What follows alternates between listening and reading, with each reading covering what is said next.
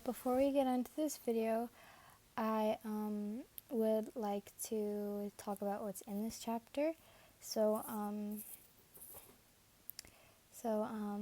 this is kind of a sad chapter, so sorry about this.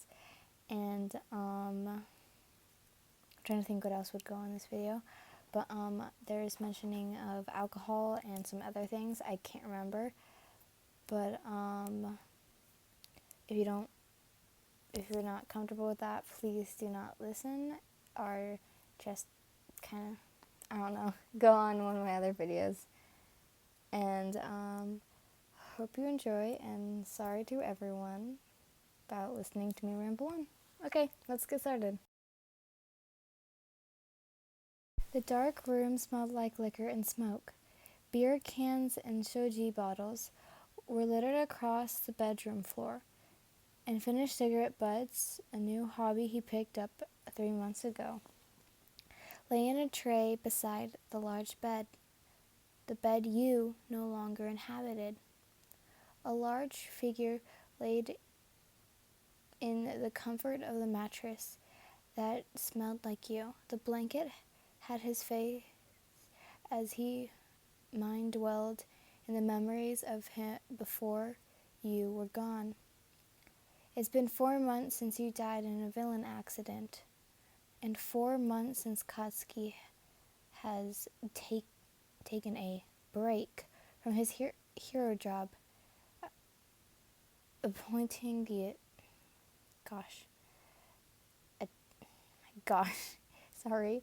attachment. Oh my god, addictive drinking. He pained away as he thinks of how he couldn't save you. Your percent liners around the room, and he pushes his face further into the pillow that smelled like lavender. Bakugo wanted to disappear from the world. He wanted the bed to eat him up and only think of you in his last moments. But since the world isn't so forgiving, he'll ought to just lay here and waste away. Maybe he'll meet you soon. Kirishima visited yesterday and tried to get him out of his house. The shark-teeth man knew he hadn't been eating and told him to come out with him and get in friends. Said that they would go for drinks and get dinner at a small ramen place that you used to drag him to. But the blonde had just yelled at him and to get the hell out. You can't keep holding yourself up. It was the first time Bakugo had heard Kirishima raise his voice. She wouldn't want this. Bakugo sneered. How dare he say that you would or wouldn't what? He'll do as he goddamn pleases. Get the hell out. Kirishima sighed, shook his head with a disappointing look, and left without another word. He'll probably visit again in a few days. Bakugo slumped on the couch afterwards. He ran his hands over his face and sighed deeply. He looked over at the picture of you and him together. You had dragged him to an amusement park. The two of you, being Proheros, you had been under disguises.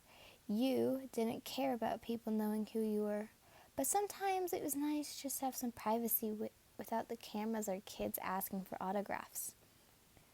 Although it was hard for him with his bulky frame, he wore a tight black shirt with camouflage street pants tucked into black boots.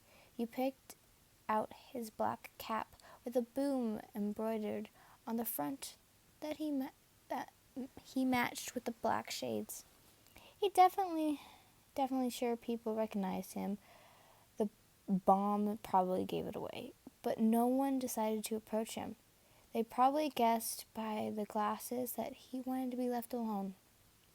Still holding the picture frame, he looked at you.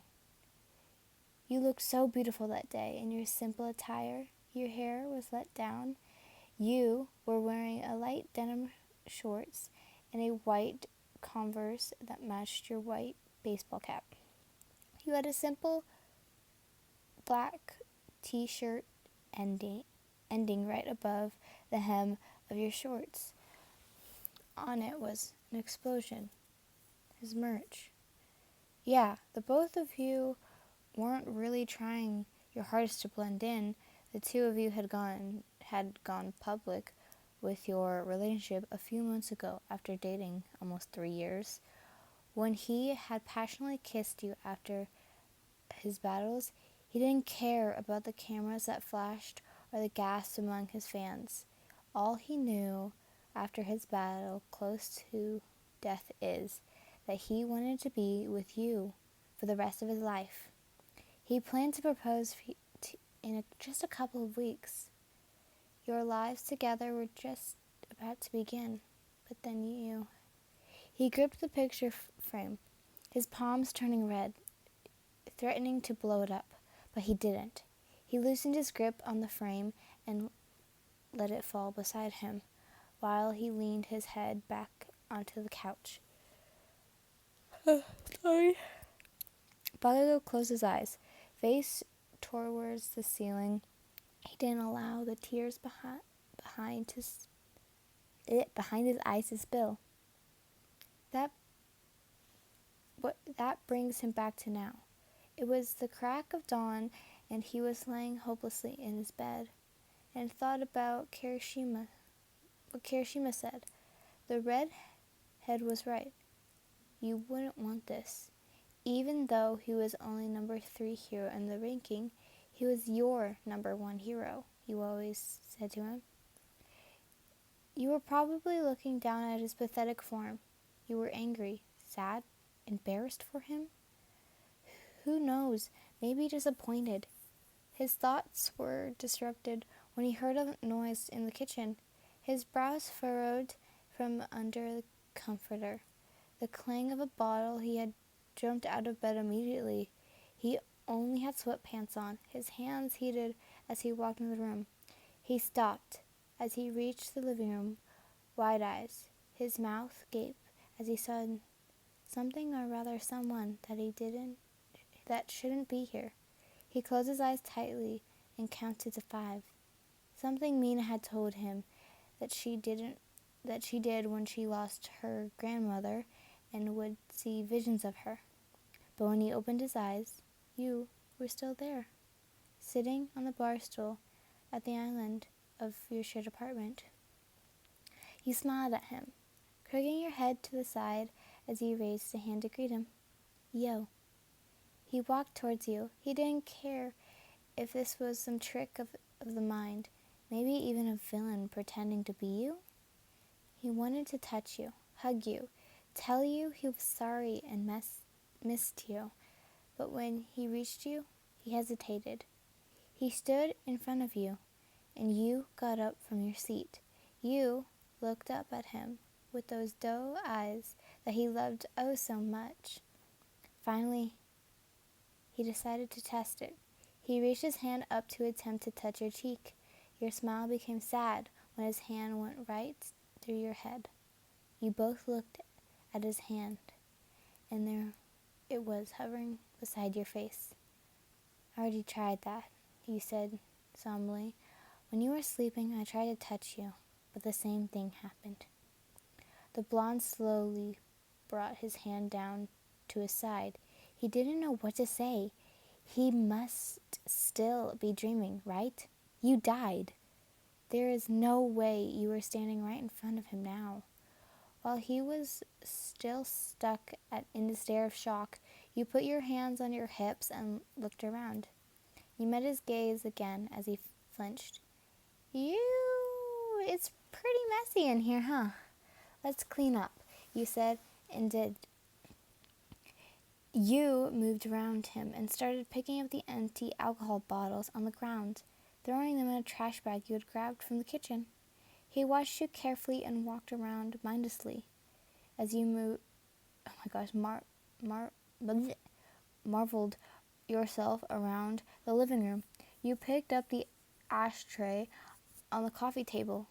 Smoking is bad for you, you know, you scolded, emptying the tray into the garbage bag in your hands. Why are you here? Bakugo finally blurted out. Why is this happening? Why? How are you here? You sighed and hesitated your actions. It was a lengthy process, honestly. He chuckled, and the sweet sound rang in his ears. He'd been oh my gosh, I cannot read today. Departed of it for months. I had to put in an application, prove that someone here needed me. Write a whole essay about how I believe I could be able to help, and wait for it to be reviewed and accepted. It was a hassle. But anything for you, my love. He looked at you ridiculously and pinched his nose. Was that a joke? He asked. You laughed again. Seriously?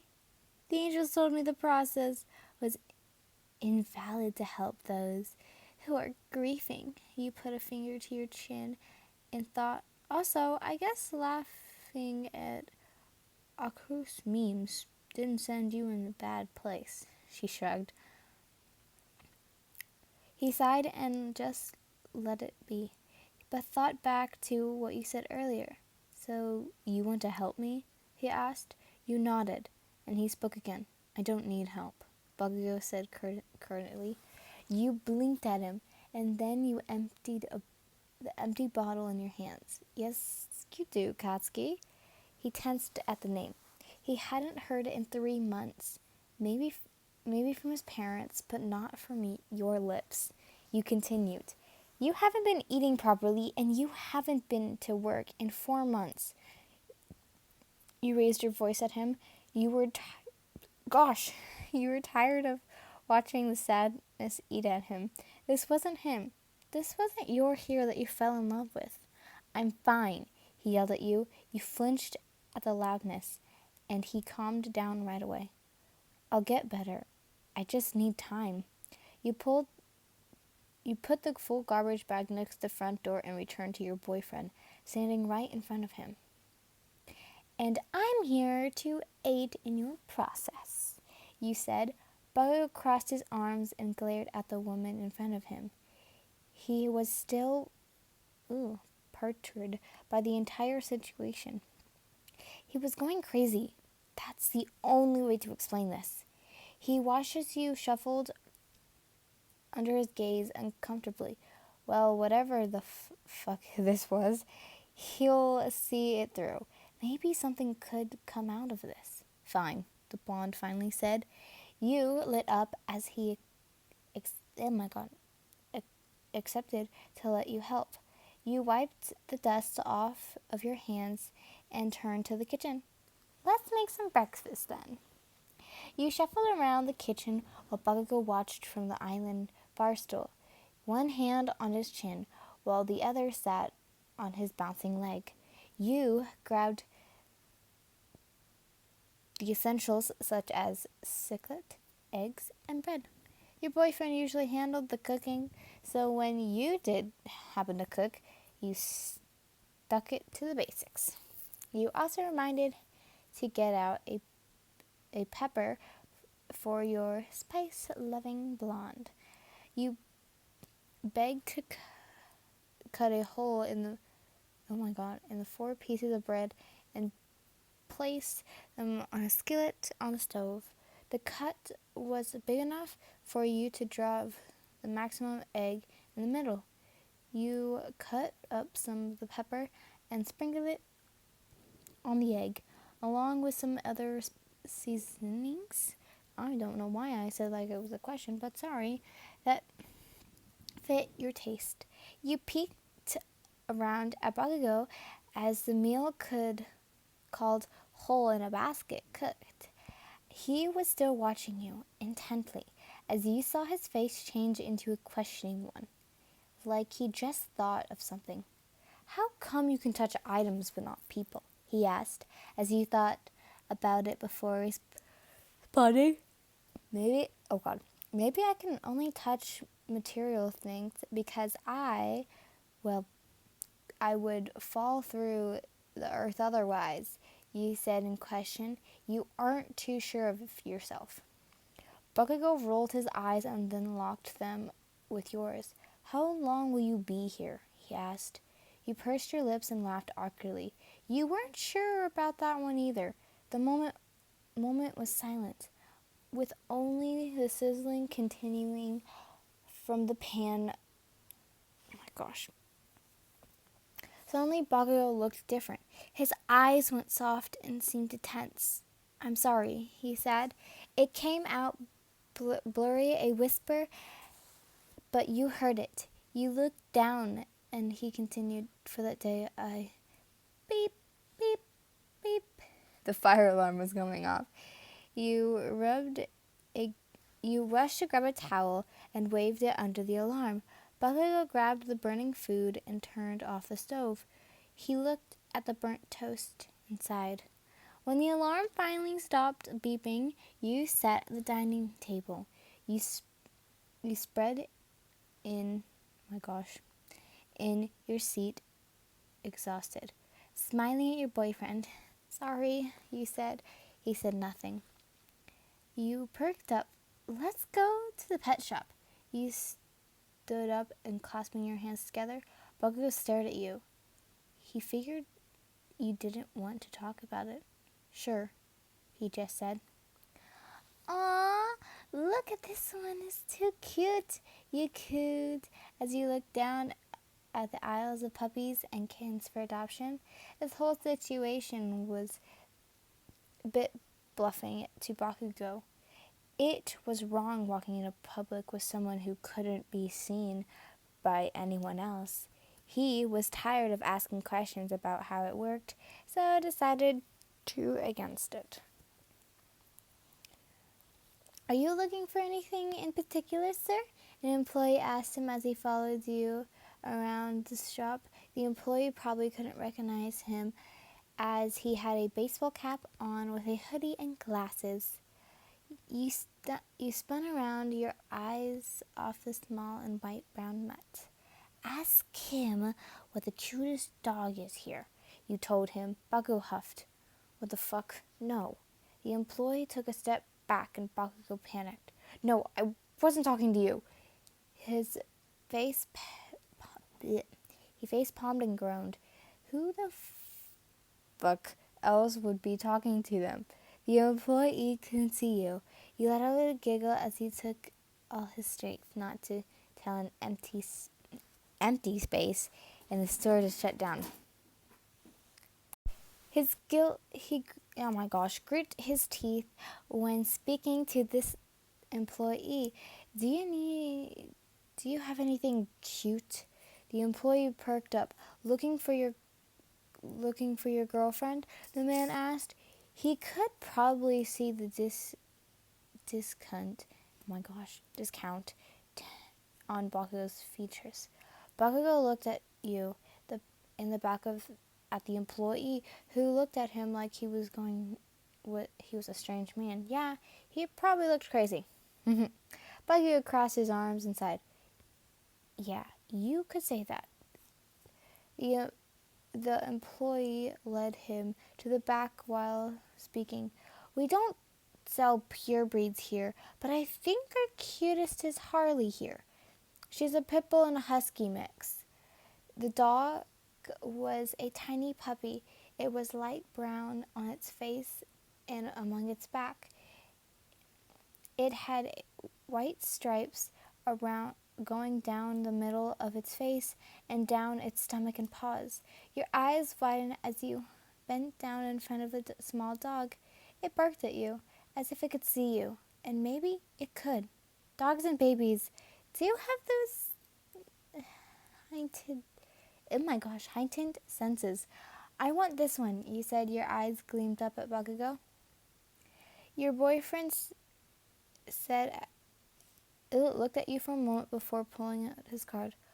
We'll take this one. The employee quirked a brow before taking the card and motioning him to follow. Bakugo mentally took note that he said "we" and must look even crazier. You followed your boyfriend out as he held the puppy in a crate.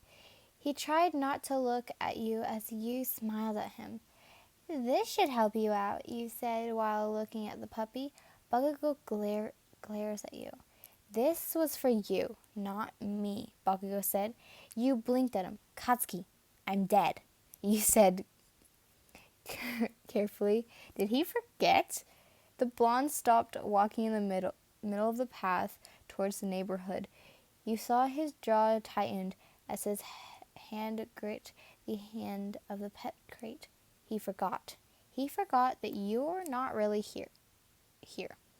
On this day that seemed to so normal, out on the town with you, running errands, Bakugo turned on his heel, seemingly upset.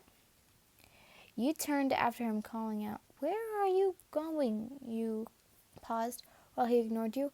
"I thought you were going to the—" "I want to go home." Bakugo cut you off.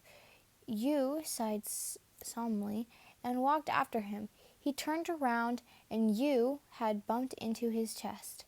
But instead of you walking through him, he huffed and turned to you at your stunned face. You laughed and smiled when Bakugo chuckled.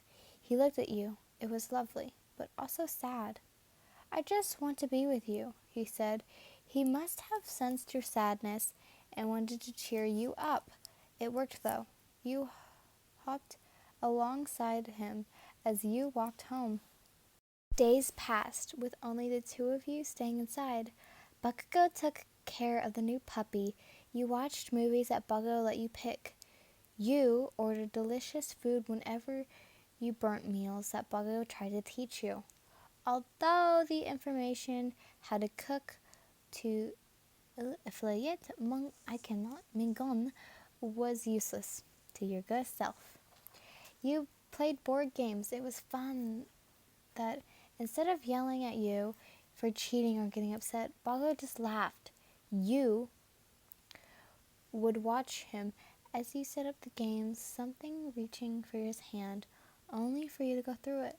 The both of you laughed as you called you an idiot for your short memory.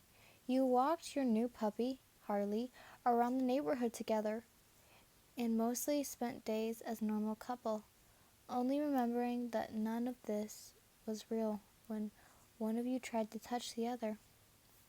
Bakugo made dinner. You watched as he made his way around the kitchen. You sat at the dining table with your chin in your hands. You were wearing a long purple dress that you had bought for you on your boyfriend. You and your boyfriend's 3rd anniversary. Your hair was done in a cute hairstyle, and you wore a lavender scent that was Bakugo's favorite. You smiled at him while he smiled back. You noticed that his suit was empty. "No tie?" you asked. He pondered. "I usually wear ties, but there's a box in the closet," he said.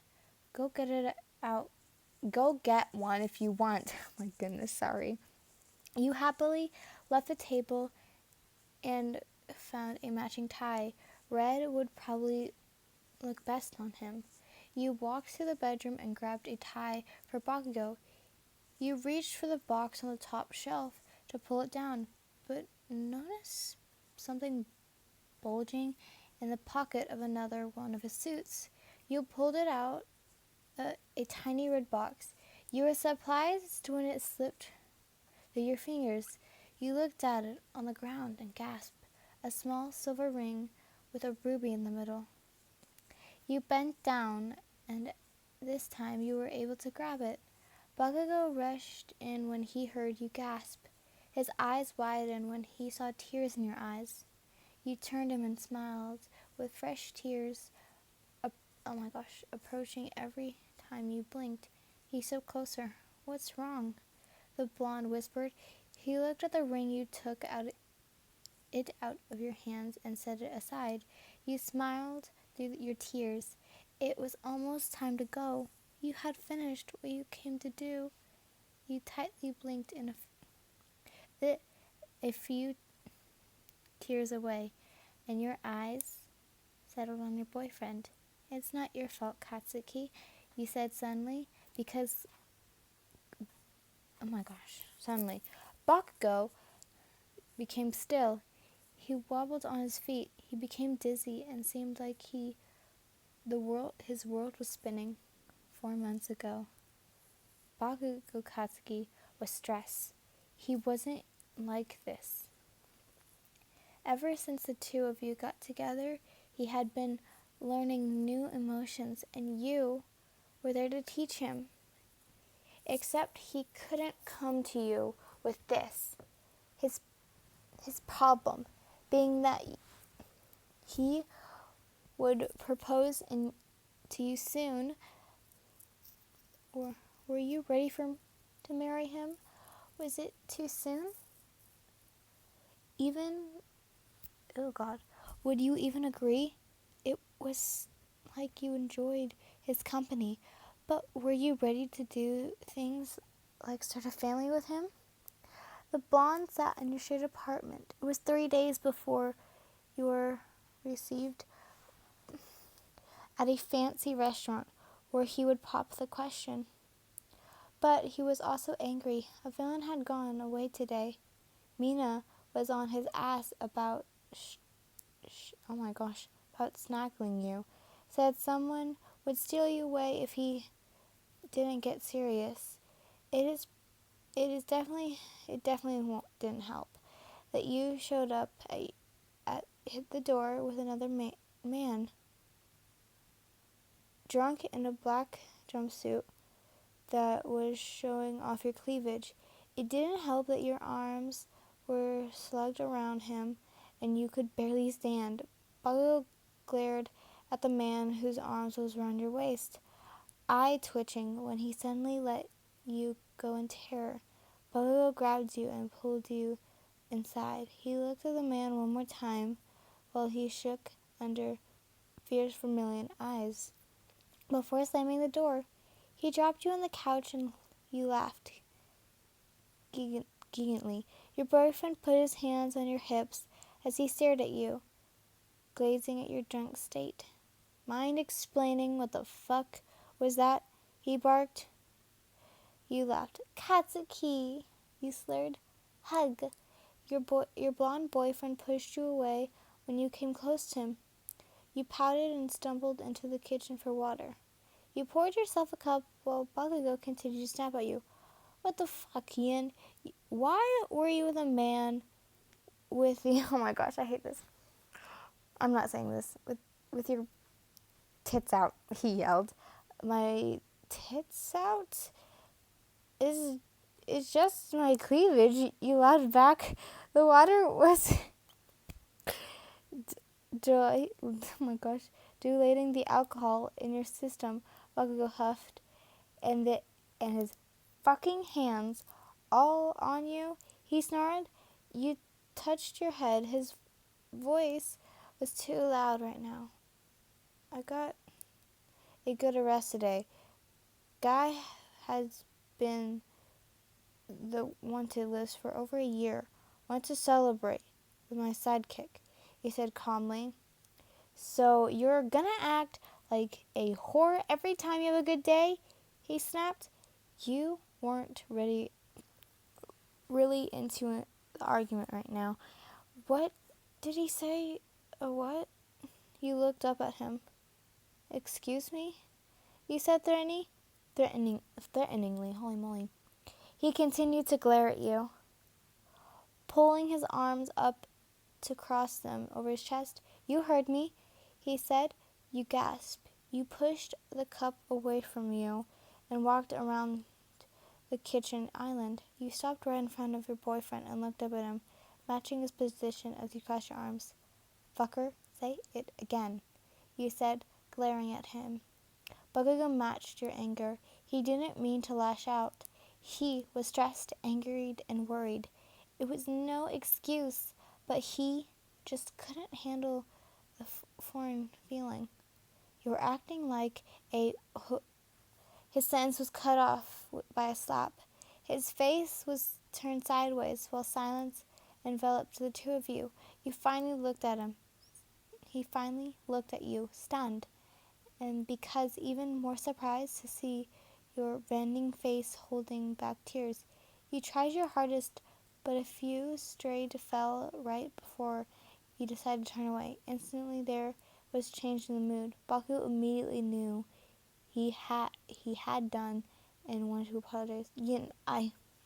He was cut off again by your trembling voice. Save it for tomorrow, you said while walking into the guest bedroom. Baku stood in the living room, stunned. He brushed his fingers through his hair roughly and returned to the master bedroom. Tomorrow the two of you will sleep it off and apologize in the morning. There's always tomorrow, right? Bakugo woke up early that morning. It was a Thursday, one out of the 2 days of your schedule. Didn't lie, and he hadn't have work until later. He worked a night shift today. It was still an hour before your shift, though. Usually he would grab a duffel bag and head to the gym, but today he ought to cook breakfast after the heated words last night. He knew it was 80% his fault. Not really, I would do the same. So he wanted to apologize first thing in the morning. After a little while cooking simple eggs and bacon, he got worried. Then you hadn't come out of the guest's bedroom. He turned off the stove and headed towards you. He knocked on the door and heard nothing. Worried that you may be too hungry and may miss your shift, he opened the door. It was unlocked. He saw a note on the empty bed. Went in early. The blonde sighed. You were still upset. Understandable. He went back to the kitchen and packed the breakfast in the fridge. You'll be hungry when you get home. It was late. It was only 5 p.m., but your shift ends at 3 on Thursdays. Perhaps you stayed late. Maybe you were still mad and wanted to busy yourself with work. He tried to keep himself busy by working out or looking at open reports from work. He had to work soon, but you weren't home yet. But Bakugo had this strange feeling. He swallowed and pulled out his phone and brought your contacts up on the screen and sent a message. I'm sorry, let's have dinner tonight, he wrote. He sighed continentally, but a breath caught in his throat when he saw the message wasn't delivered. He frowned his brows. It wouldn't be the first time a phone was broken during a shift. He destroyed plenty of phones by accident with his quirk while fighting. But after 3 p.m., you wouldn't be on the field. You could only do paperwork after a shift. No matter how mad, you could still let him know he wouldn't get worried, right? Bakugo tried to relax himself by sitting on the couch. He turned on the TV and flipped through the channels, stopping when he saw your face. His hands turned clammy and seemed like his mouth was dry. Prohero LYNLN in criminal custody after defeating a villain while protecting a school bus of children. Bakugo jumped from his couch. He wanted to throw up. His head was spinning, and it hurt so bad. He couldn't do anything but watch on the screen. You were gonna make it, right? The outer of the screen passed on his earpiece, gasping. She gripped her mic and looked into the camera. This is just in. Your Prohero name, has been pronounced dead. The camera panned to citizens gasping and the saved children crying. His world collapsed. It's not your fault. So stop blaming yourself, you yelled. Bakugo reached searched your eyes while his breakfast heartbeat sped up. He was running out of breath.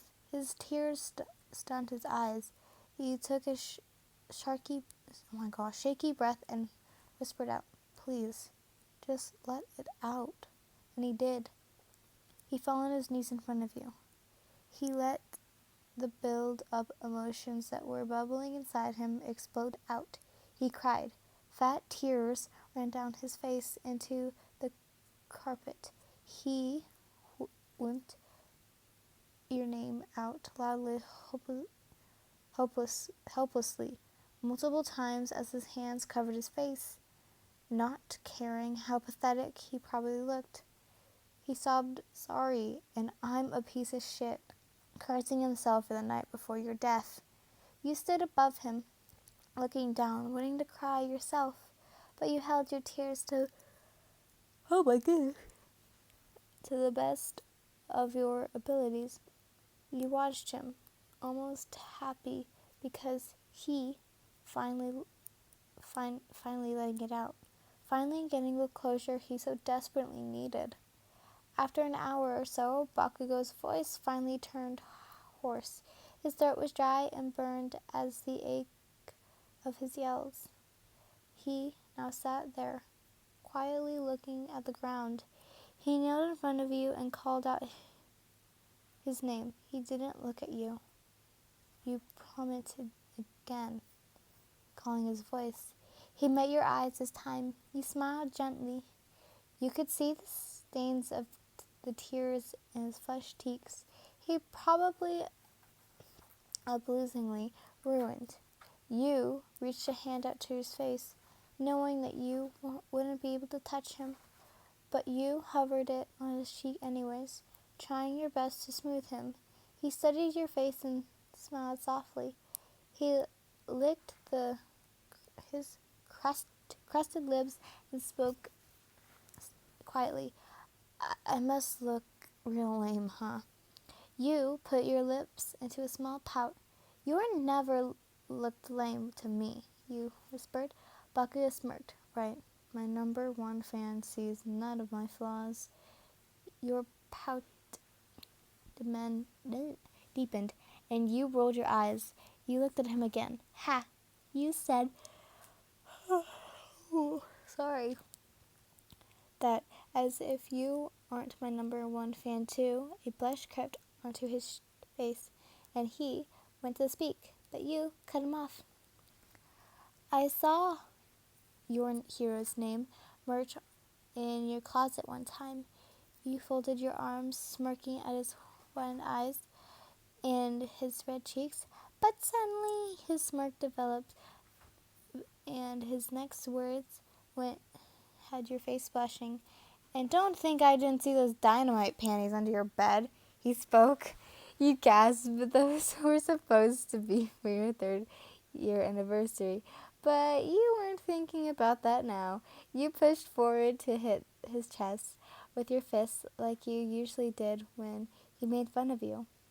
But instead of making contact with his body, you fell forward and through him.